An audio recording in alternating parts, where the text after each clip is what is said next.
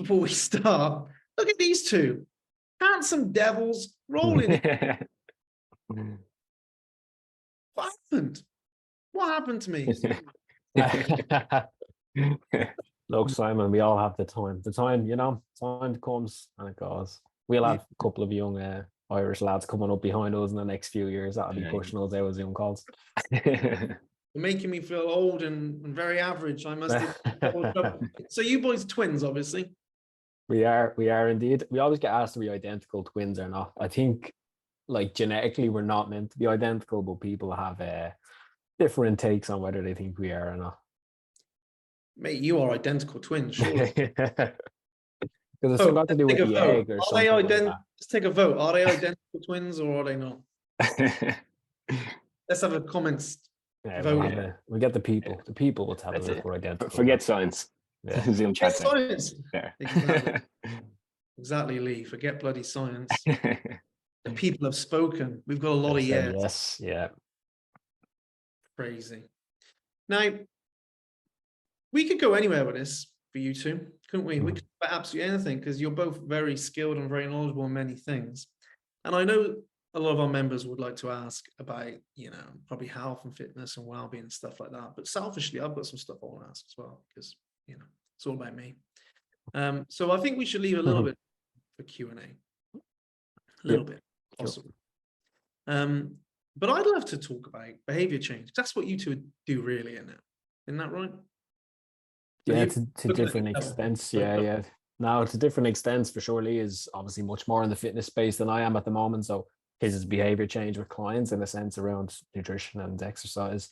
Mine's more so from a consultant space where it was within the fitness space of business owners in the fitness business space. And now it's a bit broader in terms of service providers online and helping them with client experiences and client retention and lifetime value, etc. But ultimately, behavior change is what I'm hearing is, you're working in the corporate space, but Lee, are you working in like the fitnessy stuff? Is that where you're at?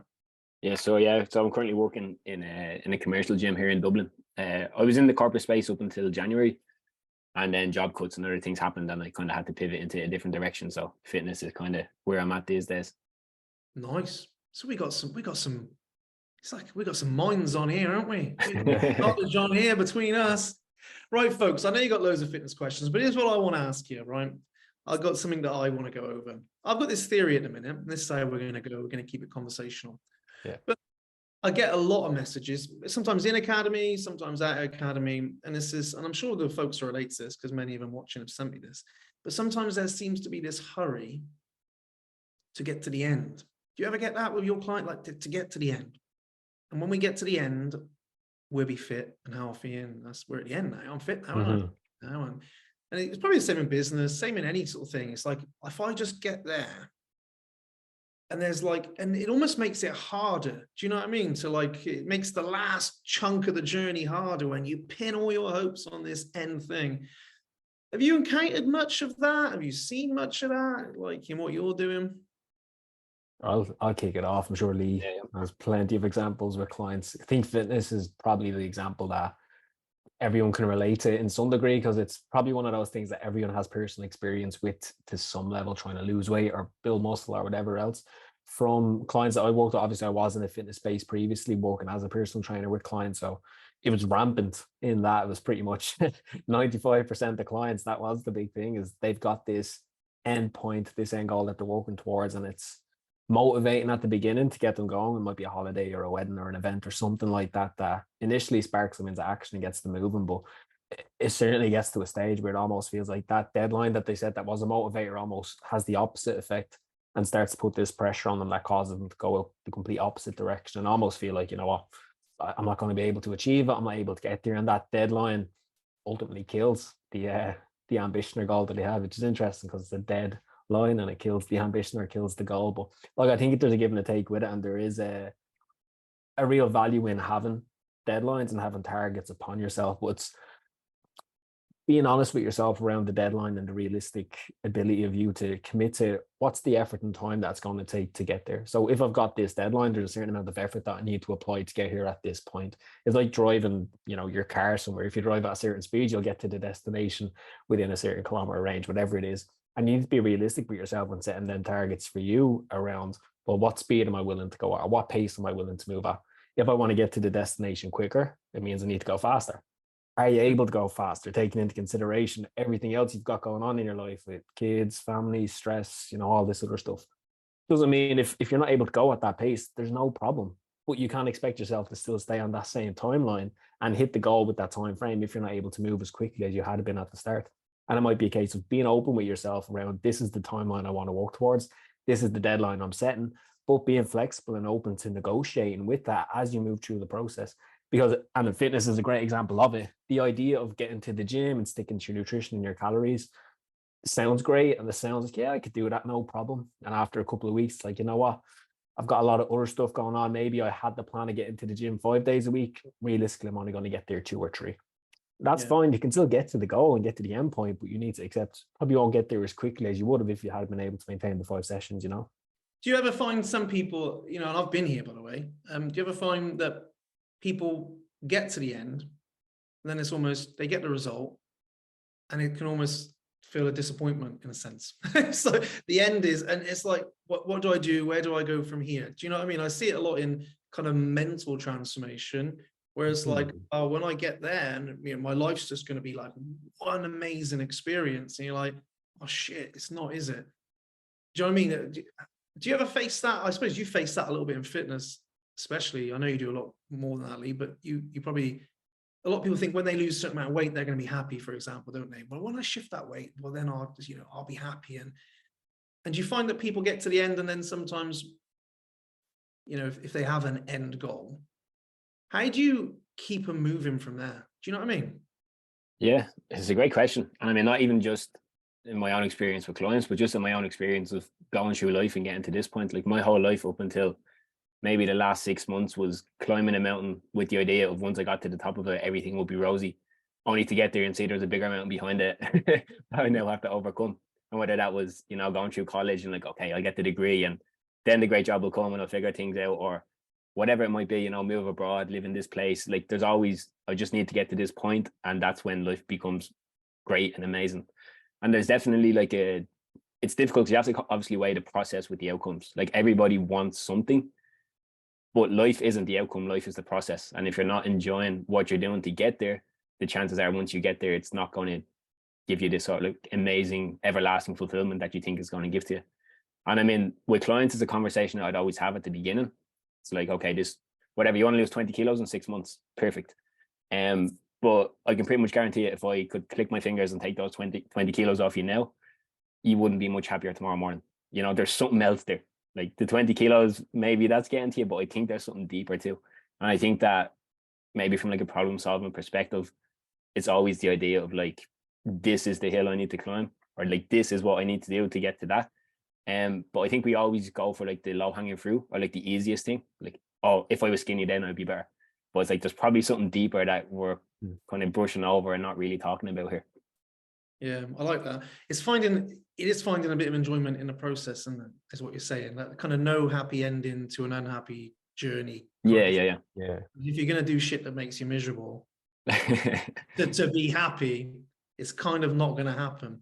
But we can put that pressure on ourselves, can't we? I know just from coaching, it's like I've run different styles of courses, the 5-day, the 30-day, and sometimes it's like, well, we can put that pressure on ourselves that by the end of that 30-day, I must have all of my life sorted. And then, and then when I do, and when I just nail this one thing, I know that everything in life's going to figure out.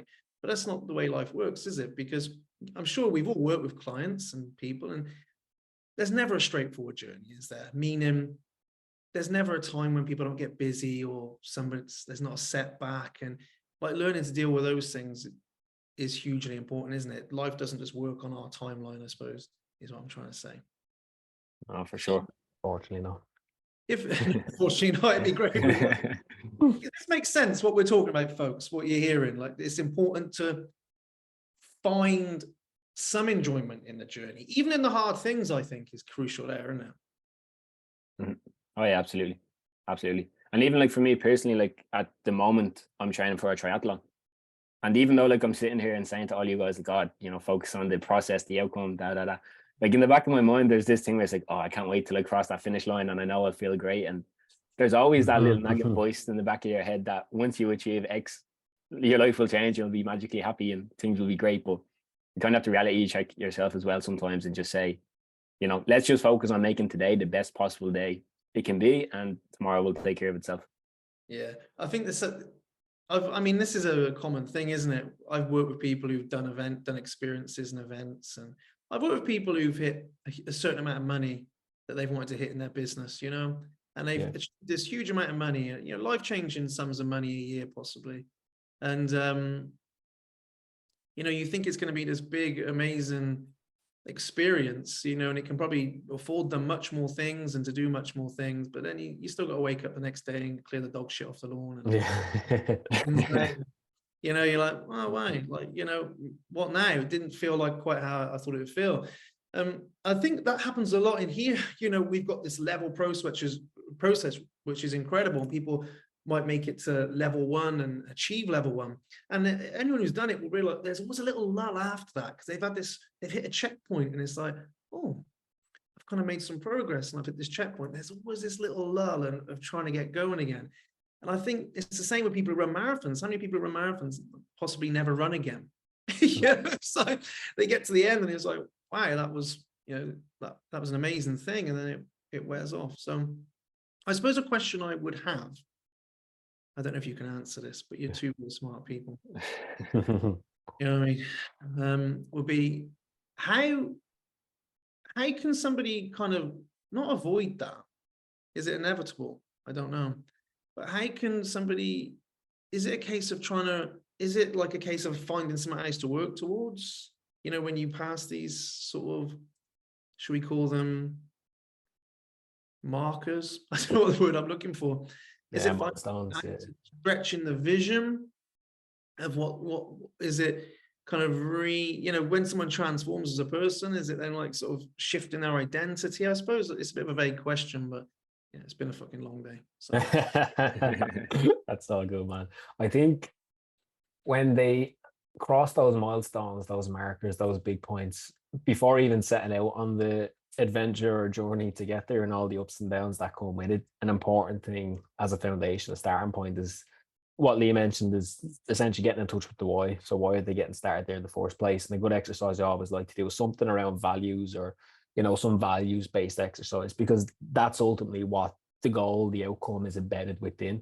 And if you're able to attach the outcome you're trying to achieve to that, it gives you a sense of purpose and direction as to where you want to go, but also why you want to get there. And it's like, a practical example is with business owners, for example, and incomes. Like you'll work with business owners and they'll have a number of 10 grand a month. They want to get to 10 grand a month. And you can go through the process of, okay, why do you want to get to that number? Why 10 grand? Why not 5 grand? Or why not 15? And say, well, that will give me income. That will mean I can take this much time off so I can go on holidays with the family and, you know, take weekends off to be with the kids, etc. And you'll say, cool, we'll go through the process. They'll get to 10 grand a month. We'll be all happy. And then straight away they'll turn around and say, okay, I want to get to 20. Right. And it's like, okay, let's just press pause for a second. You said you wanted to get to 10 grand because you wanted more time to spend at home with the kids, with the family, to do all these things. We've got here. Now you have the opportunity to actually do those things.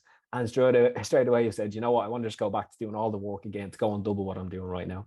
And it's giving yourself that opportunity. And sometimes I think you need it from someone external who's not you, who can give a bit of a different perspective and actually just hold that mirror up and ask you to maybe question these things a little bit more for yourself, which is why it's so great to have networks and communities like this where that sort of stuff is invited and welcomed, because you can very easily con yourself into pursuing more and more and thinking that, oh, it's behind the next doors where the fulfillment and happiness lies. But in reality, you could be sitting on it right now. You're just not able to see it, or maybe, you know, you're clouded in your judgment or your perspective of what else you need, when in reality you might have everything you need right now, and it's more so just where you're focusing your time, attention, or energy towards that's really clouding that vision.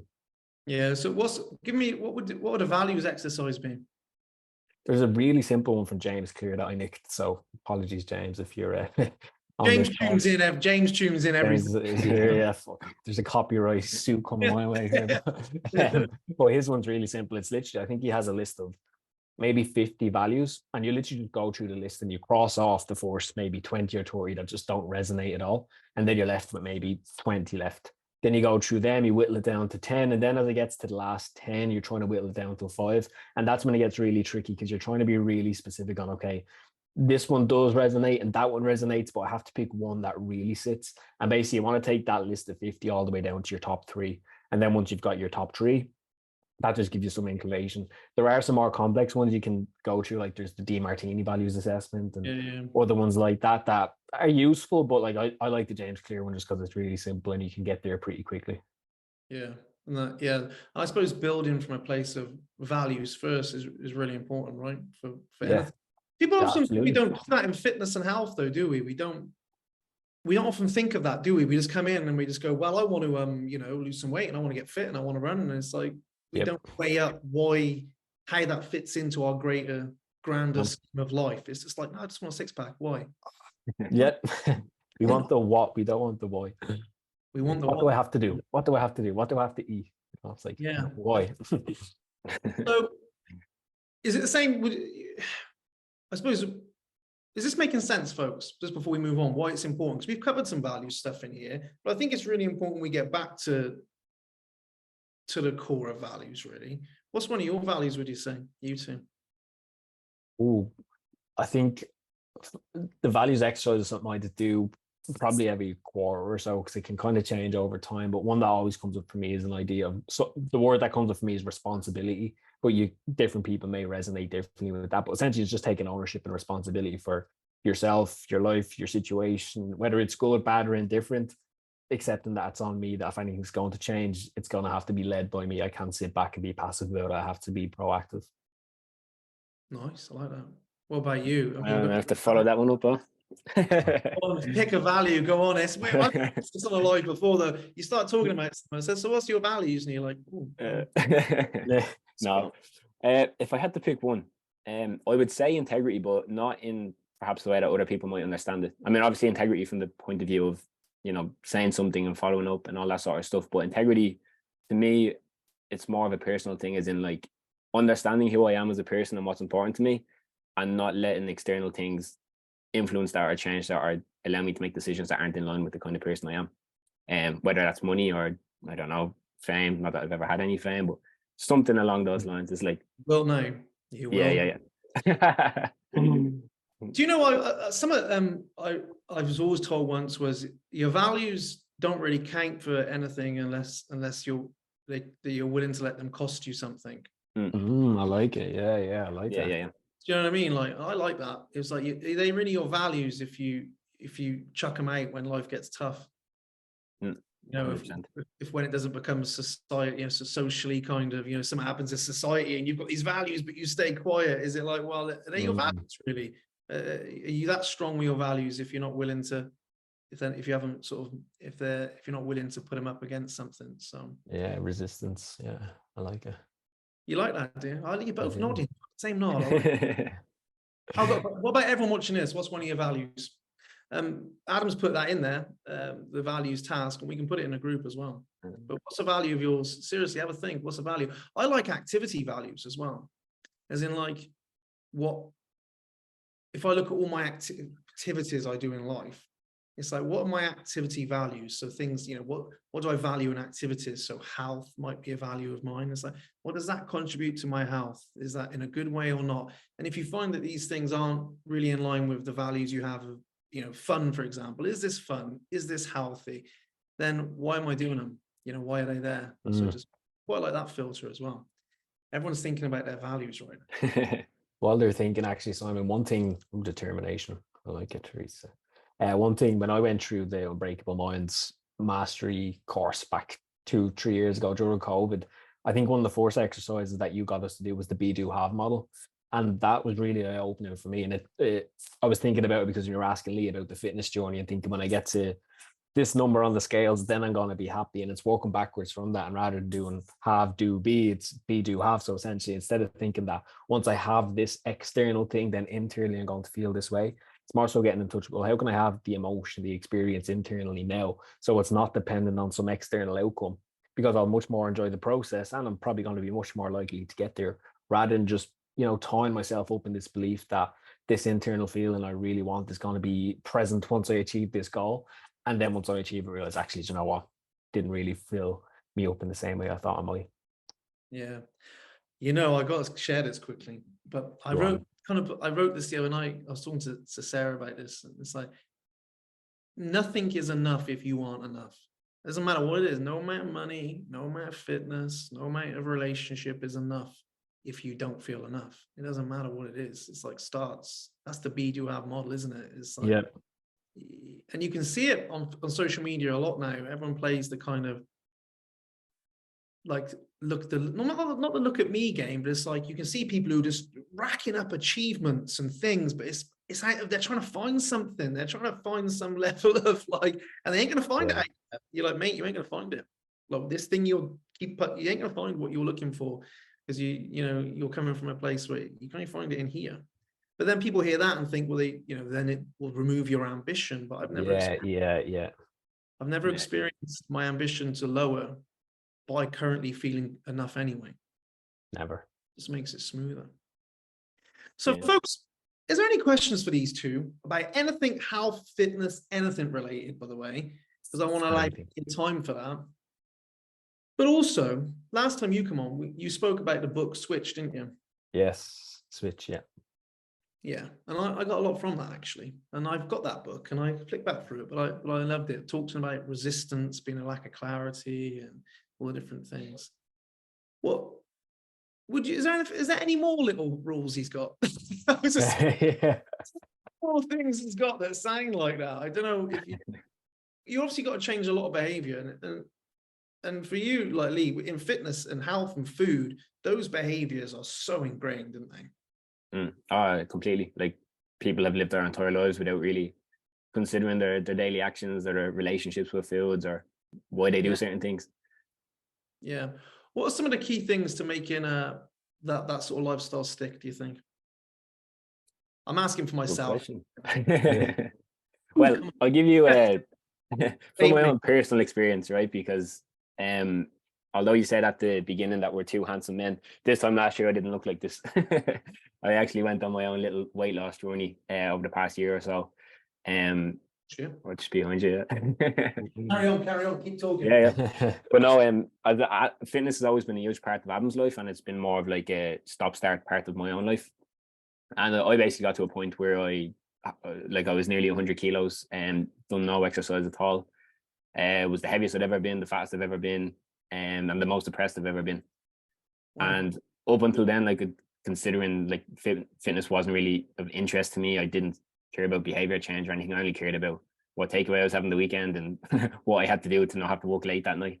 So from my own experience in terms of how I transitioned from that into where I'm at now in life, what I found in terms of making behavior stick, and it's probably something you guys know already from your own work that you've done, but I think as human beings, we're very good at being unhappy with something and still not wanting to make any changes. Like we can be miserable and keep doing the exact same thing, but there has to reach a point where it's like, okay, this has become so much of a problem that I'm willing to do whatever it takes for this to not be there anymore.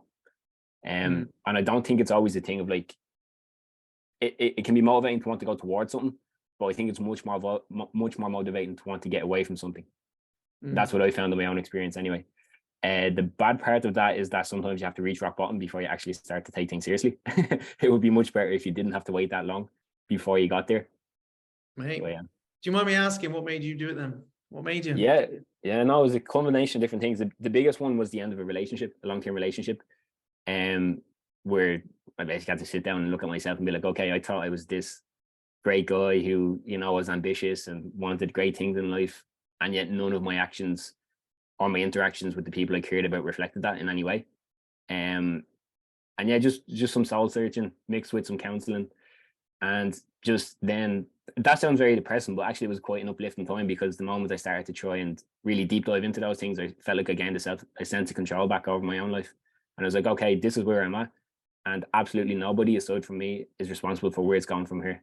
So it kind of gave me a platform to say, okay, this is the life I lived, this is the life I want to live, and I'm just going to sail that boat in that direction and see how far I can go. Yeah, I love that. I mean, that was amazing. Thank you. As well.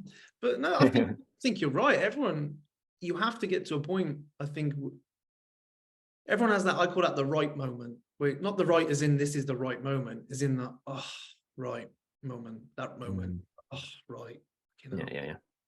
to get my shit together. I can't keep going on like this. I can't keep. One thing I loved what you said was you realized your actions and interactions weren't really in line with the person you thought you were.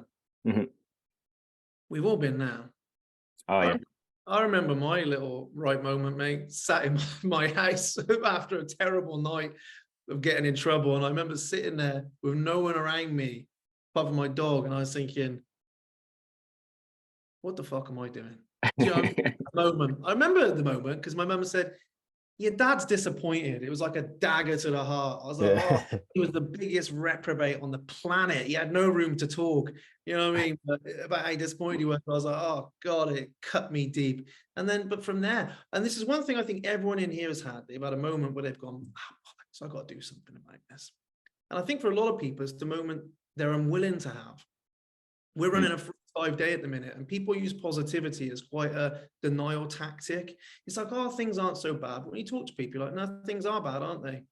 You're like, you've been struggling with, how long have you been struggling with your stress? Oh, 10 years. What's it cost you? Oh God, I've ruined my relationship and I'm drinking too much. So, yeah, you probably need to do something about that. And he's like, yeah, I'm interested in your course maybe. And then all of a sudden they have this. Thing is though, I'm not doing so bad and I've got this, like, it's like they got there. That's when I got to get away from that pain. So I'm just going to pretend it's all okay. I think positivity is wonderful, but it can be denial. You couldn't positive that situation. You had to have that. You had to say, oh, this is shit now. Yeah. And like, it's difficult. It's uncomfortable. It's horrible. Like, there's nothing enjoyable about that process, but who said life had to always be enjoyable? Or like, if you really want to accomplish something in life, you have to be challenged in ways that A, you don't feel able to overcome, because that's what challenges you to grow. And B, that continuously challenge you to become a better version of yourself. Like, I'm a better coach now than I was at the beginning of my coaching journey, only because I was a bad coach at the beginning. And I had to be a bad coach to become an okay coach, that way. And you have to be comfortable with being bad at something in order to have any chance of becoming good at it. Yeah. Do you think maybe in society there is this element of we don't like discomfort, do we? We don't like. Oh, not at all. We don't like the bad emotions. Like, yeah. Especially as we get older. Especially we like talking about them. We like talking about them, but we don't like feeling them. So we'll do anything to remove ourselves from the uncomfortable sensations. And like you said, that is ultimately not a good thing in the long run, is it? I was actually just to share something. I was chatting to a chap today. He might be in here actually. I spoke to him about 9 months ago, and bless him, he was in tears talking to me, doing really well, but he'd had this issue, this setback in a relationship, and he was all over the shop, and we had to stop the call in a way, because he just came on and went, "Hi, mate," and it was like game over. Do you know what I mean? I spoke to him today. Doing really well, really happy, made huge amounts of progress, just graduated our process, moved into high performance mind, doing really well. And I was like, mate, I said, remember when we spoke a while back, 9 months ago? He's like, I know. He's like, and he said, do you know what? I don't think I would be here where I am today if that hadn't happened, like, to me. And I was like, no. And it's easy to look back and say that, but I think sometimes we got to acknowledge those moments and give ourselves some credit. Do you know what I mean? And be like, you know what? Yeah, like with you there, you're like, shit, I had to have that moment. I had to get some counseling. Great idea. Take responsibility. And now you're fucking Iron Man it up or something, triathlon, and helping people and coaching. But you wouldn't have had that, right? That painful thing. A lot of the painful things in our lives we don't want and we wouldn't wish on anyone, but they do happen and they can be transformative, can't they? Or they can be destructive. Yeah, no, absolutely. So absolutely. That's crazy. I love that story. Adam's like, yep, I'm proud of my brother. Look at him. Man, yeah. Oh, that went a route I didn't know. Because can anyone here remember their right moment, by the way? Their right, do you know what I mean? Do you remember it? Like, I've got to do something. I think you have lots until you have the one as well. Yeah. You always think you've had the worst one until the worst one comes. The next one comes, Yeah, about that. Oh, yes. Had a few. Yeah. I hate uncomfortable situations. I just get fidgety, embarrassed. I try to stick it out. Nice. You know what I always find interesting about these situations, those right moments are generally the ones that people are most say embarrassed or most reluctant to talk about or most reluctant to share until you're in an environment like this. And then you realize actually it's the one thing that we all have in common. It's like we may be different genders, different nationalities, have different interests, different backgrounds, but the one thing that kind of unites everyone is we've all been through shit. We've all had those moments. We've all had situations where we doubt ourselves or, you know, have a real low point to feel like, right, I need to pull myself back out. So I just find it interesting whenever we have these kind of conversations that it's the one thing that unites everyone who's ever on a call is like, we've all had shit. Yeah, but it takes somebody to talk about it. Yeah. You know, I've been at events where it's all quite quiet and then somebody shares something quite vulnerable. And then everyone gets vulnerable. You know what I mean? You right, Adam? Yeah, I guess. I guess I thought you were looking up something stuck on your ceiling. But yeah, we do. Someone gets vulnerable, and then everyone gets vulnerable. I think vulnerability is a great skill, but in any like a relationship, if you're willing to get vulnerable in a relationship or in, you know, sometimes in a bit, you know, in a leadership role as well, isn't it? If you can show not weakness in that sense, because it's not the same thing, but to show a bit of like, hey, you know, like be honest about where you've been in that. I think it develops the safety for other people to do the same. Yes. Yeah, for sure. I think it's a huge thing. So questions about anything, folks. I realize we're gonna have to do this again, the two of us, when we've got longer and all the rest of it, if you don't mind. We got a few questions, like practical questions, not to, you know. I'm just gonna read them out. In fact, maybe you can help me, Adam. You look like you're good in the chat. Let me see. We'll go to questions. There's some above your people prefer the certainty of misery to the misery of uncertainty. God, what? It's a quote. Yeah, it's not my quote. Don't worry, I didn't make that one up, but it's one that always rings true in my mind. Is like you can be in a shit situation and you know it's not where you want to be and it's making you unhappy. It's not a situation that you would consciously choose to be in if you had the choice, and you do have the choice, but sometimes we con ourselves to think maybe we don't have full control over these moments. But it's like the reality is if you're going to change that, it's going to take action, and action's uncomfortable, and making decisions that are maybe putting you in situations where there's going to be sacrifice or breakdowns of relationships or a loss of identity to some degree. And it's like, yeah, you know what? A lot of people will make the choice to stay in that situation that's making them miserable and they don't want to be in, rather than taking the action and the uncertainty that comes along with that. We also like to say we can't. Well, yeah, we won't. That's a big language. Yeah. So I can't leave that. It's like you could. No, I can't. You could, but you don't want to, or you won't. But I find you have much less struggle when you admit, okay, I just won't, than when you go, but I can't, so I'm trapped. It's like, no, you won't. Because there's some things you can't do, but there's a lot of things that aren't can'ts, they're just won'ts. So I think it's good. Cheryl's got a really good question, actually. I think the main question is about gyms, and gyms can be intimidating. How do I overcome this? I mean, she sort of mentioned she's found some gyms, bodybuilding style gyms, etc. How do I overcome this? Because she's had some health issues and different things, and long-term health issues. It's quite intimidating going to a gym, isn't it? Oh, for sure. I work in a gym 5 days a week, and I still walk in the door and get butterflies. Like, is anyone looking at me? How would you say about finding the right gym for you? What would you say to somebody in that situation in a nutshell? You want to take it first, Adam? Or finding the right gym for you?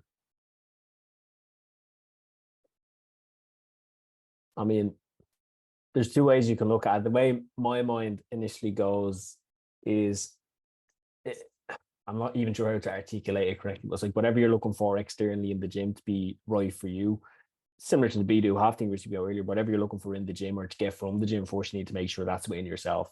And if you're thinking that, you know, I want to walk into a gym where I feel accepted and I feel like people are supporting me and, you know, will be welcoming on my journey and accepting of where I'm at, even if I'm not the fittest person there, well, you need to go into the gym firstly with that same level of acceptance and understanding for yourself. Say, you know what, I accept I'm not going to be the fittest person in there. I'm not going in there expecting to smash PBs or, you know, lift the heaviest bench press or squat or whatever else. And that's okay. And sometimes it's what we bring into those situations more so than what the external reality actually is that kind of taints that picture. But aside from that, I'd say a gym that matches your ambition would be cool. So if you have ambitions of being a bodybuilder, But finding a place where you can network with those sort of people will help uplift you and maybe hit you to a new level of performance. Where if it's something that's a bit more leisurely, you know, you just want to be fitter, get out, do a bit more walking or activity, maybe just a commercial gym or somewhere where, you know, if you've got friends who are a member of a certain gym, something like that. So those would be my two answers. Yeah. What about yourself? Yeah, it's a good question. And whenever I see stuff like that, like I say there, I won't ever be fit. It's like, what do we mean when we say fit? Like, because my definition of fitness at the moment, training for a triathlon, is like cycling 20 kilometers in under half an hour. Somebody else's definition of fitness is having a six pack in Ibiza. Somebody else's is. So what does fit mean? Yeah. Like, and maybe whatever fitness means to you, you don't even have to join a gym. Maybe you could just walk a bit more and go for a swim and join some aerobics classes, or, you know, different things like that. Like I know whatever on social media, there's a very clear idea of what fitness is. And most of it is fueled by angles, lighting, and illegal drugs, steroids. 99% of people, A, can't achieve that, and B, don't need to achieve that. There's definitely an inflated idea of what fitness actually is these days, and an unrealistic one. And I think that the question shouldn't be, you know, what gym should I find, or it's more just what does fitness actually mean to you, and what are some simple things you can start doing to get closer to that. And then you can make it more complicated as you go, but let's just start simple. So two things I'm hearing is from Adam is like you know, we want to be accepted and so on, but maybe we just need to accept ourselves that we're not going to be like, you know, the fittest, and that's okay. Because we always think people are looking at us, don't we? But everyone's doing the same thing. Even I used to work in a gym, even the really fit, shredded people, they're usually the most insecure flipping people. Oh, 100%. The ones that really think people are looking at them, you know? Yeah. I think everyone's in the same boat. And secondly, I like that. You know, what's your idea of fitness?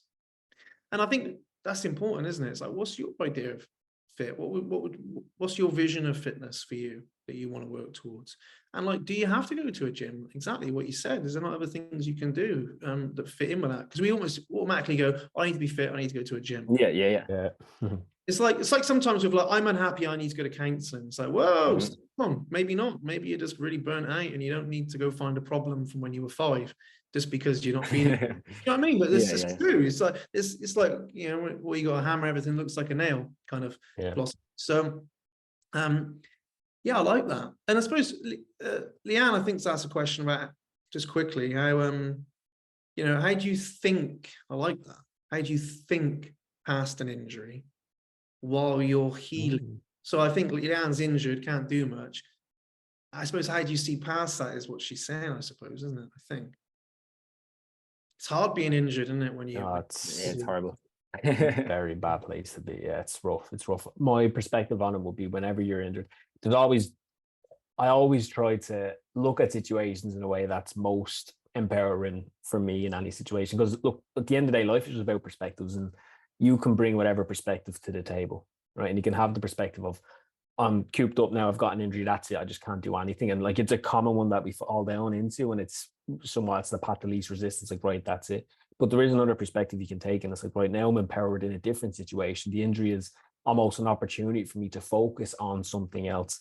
And for Leanne or whoever else, like, I don't know what that is for you, but from my own personal examples, like, if I've had injuries in the past from a very basic level, like if I'm playing football, for example, and I pick up an ankle injury, it's like, right, well, that's it, can't play football for the next 2 weeks. What can I do? It's like, oh, well, I could work on my core strength, I could work on balance, I could work on these things, so that when I come back, the ankle will be healed, but I'll also be stronger in these other places. So I'm actually better as a result of the injury, as opposed to worse off for it. And in this example, it could be, well, you know, I'm injured, so I can't train to the same level as I could before. So physically, I may not be able to perform, but maybe that's a chance for me to focus now on some of the more mental work that I wanted to get stuck into. Maybe it's more read, maybe it's more attending these sort of sessions, maybe it's more work internally, so that when the fitness or the physical capacity is back, not only am I back able to get fitter and stronger, but mentally, from that perspective, I'm an even stronger version of myself that I was before the injury came along. So it's looking at it from perspectives of empowerment. I'm in this situation, what's the opportunities in front of me? Yeah, I like it. Try and use it as an opportunity to, we get focused on what we can't do, don't we? They're the Debbie Ford Wright questions are brilliant for that. Am I focused on what's wrong, or am I focused on what's right? Am I using this as an excuse to beat myself up, or a catalyst to grow and evolve as a human being? You know, I think something useful there is sometimes a bit like what we're talking about with Lee, in a sense. Sometimes get a pen and paper out and think, right, what can the positives be from this? What can I do from this? Like you said, if you're injured one way, maybe you can do something else, or it's like I've got to find the more useful thinking on it, haven't I? Yeah. Would you add anything to that, Lee? Would you add anything? Specific to the injury stuff, I mean, like I've had nearly every part of my body has been injured at one point, and I'm normally the kind to over exaggerate it until Adam says, "Okay, just shut the fuck up. Like you've a sore shoulder, you're not gonna die." But I think something that Adam has actually helped me with, and that is applicable not just to little things like not that it's a little thing, but something like overcoming an injury, to the bigger things in life, is asking yourself the question, what would the person that I want to be do in this situation? It's like, it's not, okay, I'm Lee, I like to exaggerate things, I like to feel sorry for myself and beat myself up, blah, blah, blah. But this great Lee that I have a vision of in my head who I hope to be one day, what would he do in this scenario? Would he sit at home feeling sorry for himself, or would he find something else that he could do that would take him 1% closer to where he wants to be? Yeah, I love that. And do you know what? Because I've got to go in 30 seconds. Full circle to what we spoke about with values. I like to ask myself, like, what would my values do? So a high value of mine is love. I'm a loving kid. And it's like, what would love do here? So love's not always like weak, is it? You know, and like soppy. What would love do? What would self-love do? Self-care is not always like, oh, give myself an easy ride. Sometimes self-care is like, actually, I've got to look after myself in a challenging situation. Self-care is no rather than yes sometimes. What you say, like, what would my values do? If these are my values, what would they do? What would love do here? What would responsibility do here? It's a similar thing, isn't it? You know what, you two? I love you together. I do. I wish I'm on a tight schedule tonight. I'm going from live to live to live because some of the team are off. So, guys, has this been useful to you in the chat? I'd love to get the pair of you back on. I know you're busy and I take up a lot of your time. Well, not so much you, Lee, but certainly this time. No, I'll always make time for a friend of Adam's. Don't worry. That's the right answer. So we should come back in, and I think we should just get in a part 2 and really delve into some of the stuff we spoke about. I think it'd be useful. Man. Yeah, for sure. 100%. For me, the value stuff super important. The thing about having that moment and being honest with yourself and taking responsibility for, like, the shit times, but also the ability to look back with a bit of gratitude for some of the crap we've all been through. It's been quite a prominent part of life. Brilliant. Okay, folks, you two, I'll catch up with you in about 45 minutes when I've finished teaching some stuff. Thank you so much. Absolutely brilliant to meet you, mate. Really, you too, Simon. Thanks a million for having me on. Yeah, I'll get in a chat with you and we'll chat some stuff. Perfect. Sounds good, man. All the best. Thanks all the guys there as well. Take care. All the best, boys. Bye-bye.